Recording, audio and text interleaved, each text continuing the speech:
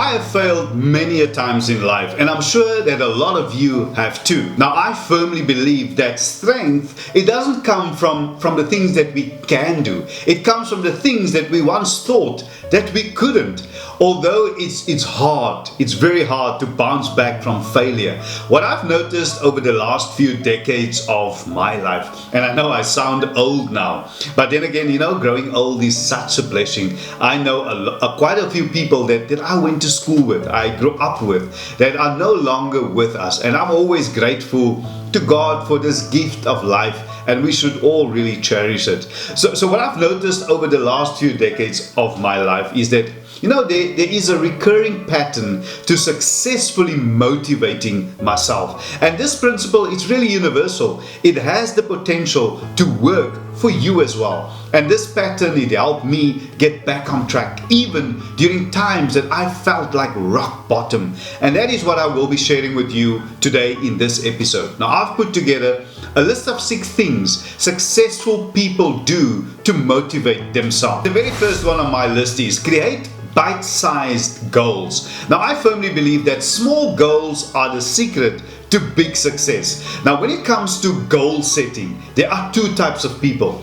Those that set large goals and those that set small goals. Now, for example, I am trying to get back to my normal fitness level. That would be running the 5 kilometers under 22 minutes. And on the other side of the spectrum, you get someone like Elon Musk, who set his sights on going to Mars, a big goal versus a small goal. So the question is, which goal setting tactic is better? The short answer to that one is, it depends. The large goal setters are chasing their biggest dreams, but could also easily be setting themselves up for failure. While on the other side of the spectrum, small goal setters could be selling themselves short, but also might see incredible compounding benefits of getting 1% better every single day. The point here is everyone run their own race at their own pace, their time, and the right goal setting tactic, it will depend on your personality, your preference, and of course, your habits and your routines. And secondly,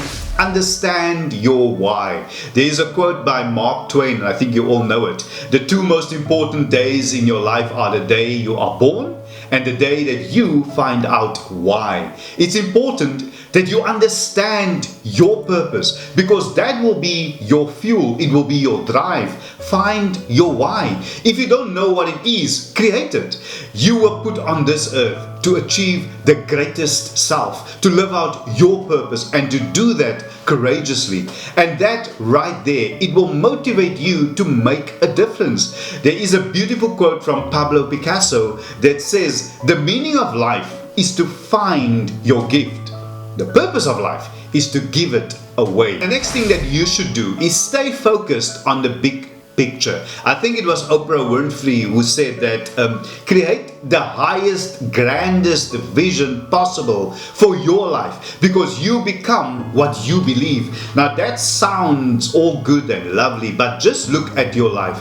No matter who you are, what you do, how big or small your bank balance is, it doesn't really matter. There will be days when your work and your life, it feels boring. When tasks feel repetitive, if you want to give up, when you feel like you have 100 things to do on your checklist and you somehow are not making any progress. We all have those days. And when you're just plain irritated, when these feelings and emotions, when they knock on your door, the easy thing to do is to feel frustrated and to want to give up.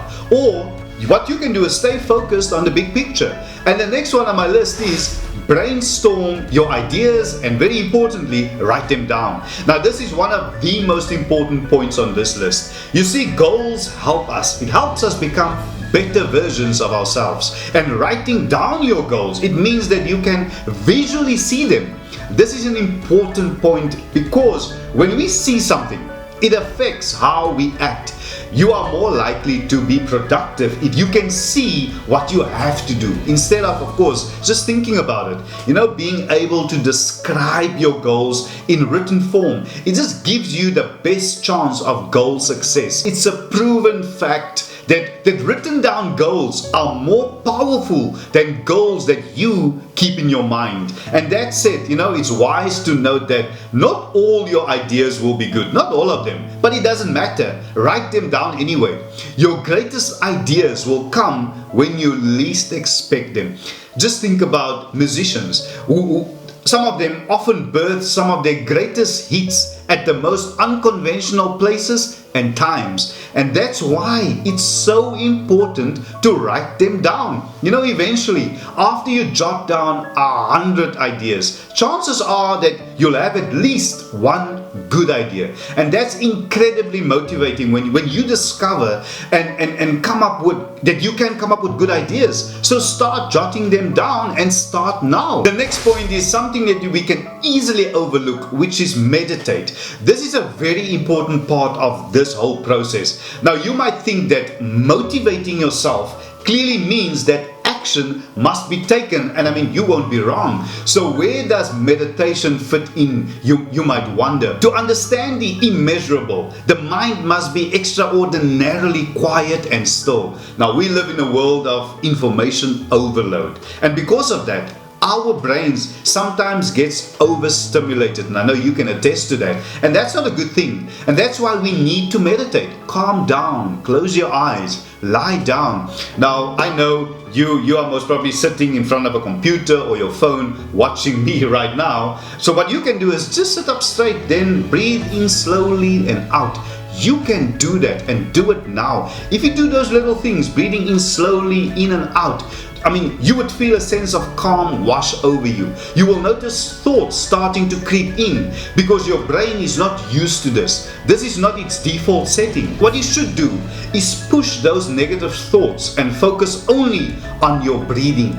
Meditation, it will help to clear your mind. You'll have a renewed sense of focus. You will likely feel happier since your stress will be reduced. And when we are happy, we tend to be more opportunistic about the future. It's a fact. And that optimism can often be a very powerful motivational force. And last but not least is visualize the future and make it happen. Now, visualization is a practice of imagining what you want to achieve in the future as if it were true today. It involves using all your 5 senses, sight and smell and touch and taste and hearing. And this process of visualizing directs your subconscious to be aware of the end goal that you have in mind. And if you daily practice visualizing your dreams, it can rapidly accelerate your achievement of your dreams and your goals and of course your ambitions. What you need to do is think about what you're going to achieve.